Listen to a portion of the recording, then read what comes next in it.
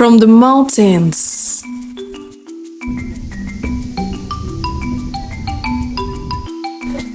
to the Sanaga River, we finally made up to the coast.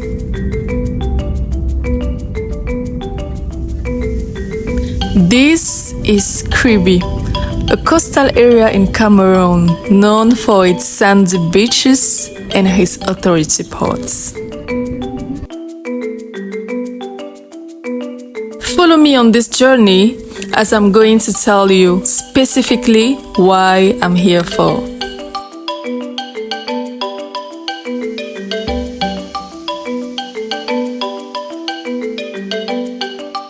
So, hi everyone, I'm Cindy and I'm a marine scientist working with the African Marine Mammal Conservation Organization.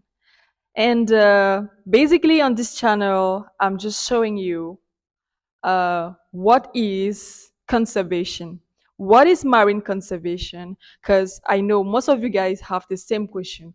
What are those conservationists are even doing? Like they don't understand. This is why I create this channel, especially in Cameroon, which this field is very little known by populations.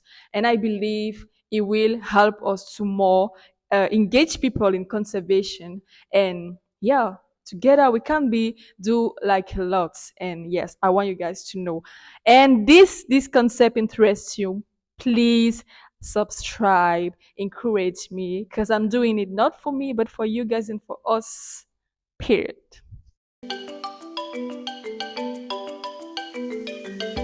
Do you guys know why I love dolphins? Because dolphins are related to us. I see a dolphin like me because dolphins are mammals, so they are giving birth, they are taking care of their children, and they can't even breathe underwater.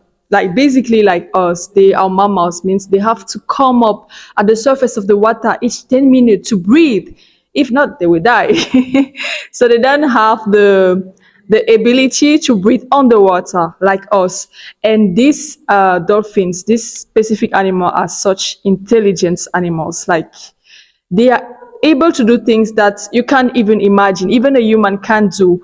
Their brain is much more intelligent than us humans. And also, after our surveys, our interviews with a lot of fishermen by the coast here in Cameroon, they had the same idea, the same trust that dolphins actually help them in the sea, and they are such harmless species. I don't even know, like, I don't know, are there people over there afraid of dolphins? Because actually, dolphins are such a lovely animal. Like you can't even imagine, they are such beautiful, they are so helpful.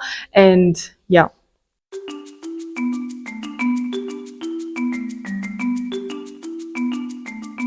I think that about 90% of the people in Cameroon don't know we do have dolphins in our country, the continent. We do have dolphins, right?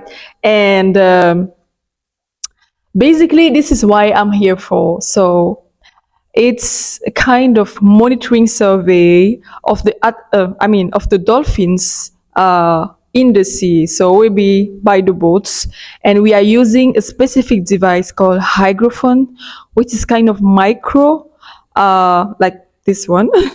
But I mean, it's a micro and adapt to the water. This is why we call it hygrophone, because hygro means water. And we are going to use this hygrophone to record the sounds of dolphins. In this case, we're going to be focused on a specific species of dolphin, which is called the Atlantic humpback dolphin, which is a critically endangered animal classified by the IUCN Red List of Endangered Animal. And it just means that critically endangered means it is at high risk of getting extinct in the wild. It means if we are continue to kill this animal, he will eventually disappear and we will no longer have the opportunity to see them. And it's quite funny, guys, because I don't understand, like, a species of dolphin is about to disappear while we have not yet have had the opportunity to discover the species, to even see the species. This is This is funny. And I think we should really take it into consideration. We have a lot of species, a lot of animals in the sea here that we don't even know about their existence.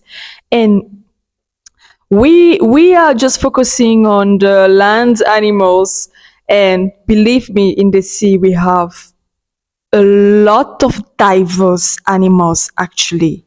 We think about dolphin, only dolphins. We have a lot of variety of dolphins. They are talking different languages, and this is so nice.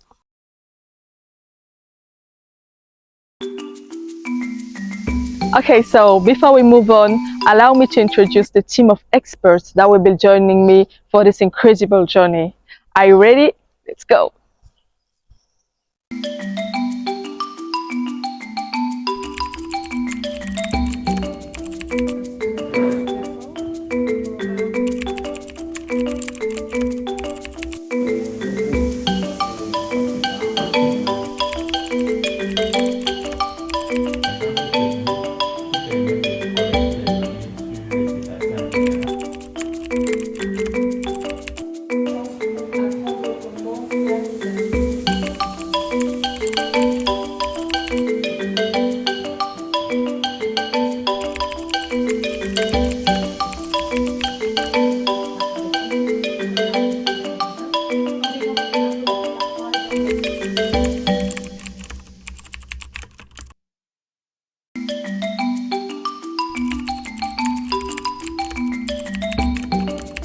Bon, est-ce que vous savez comment les dauphins peuvent dormir?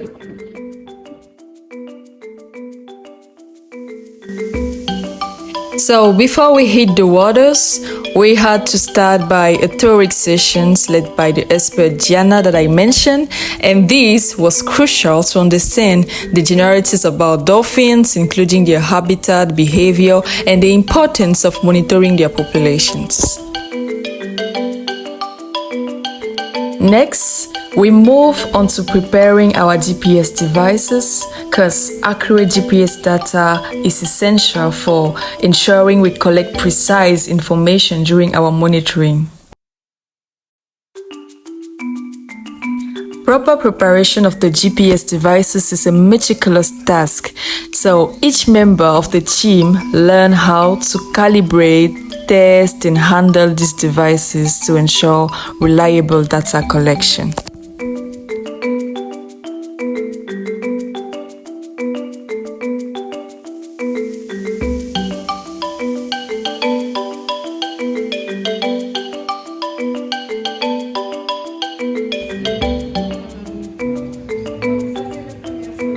Then, after the GPS, we were trained on how to take high-quality photos and use photo identification techniques.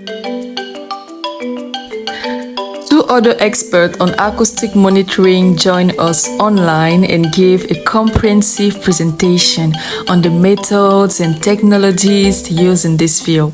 So they allowed us to ask all our questions, making the session highly interactive and informative. So after the theory session comes the practice. So we went through equipment checklist, ensuring everything was in perfect order. We adapted and tested our hydrophones, calibrating them to capture the best possible acoustic data.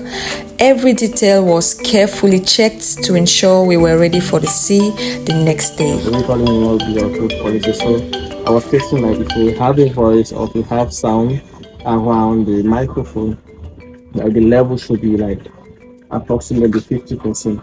Okay, and if it's not, you can adjust the gain, Yeah, we can right? adjust, yeah. Okay, I think this level is good. So as you are arriving at the end of this video, thank you to have watched, and don't forget to like, subscribe, and stay tuned for our next video as we are going straight to the sea to begin our acoustic monitoring of humpback dolphins. Wesh wesh!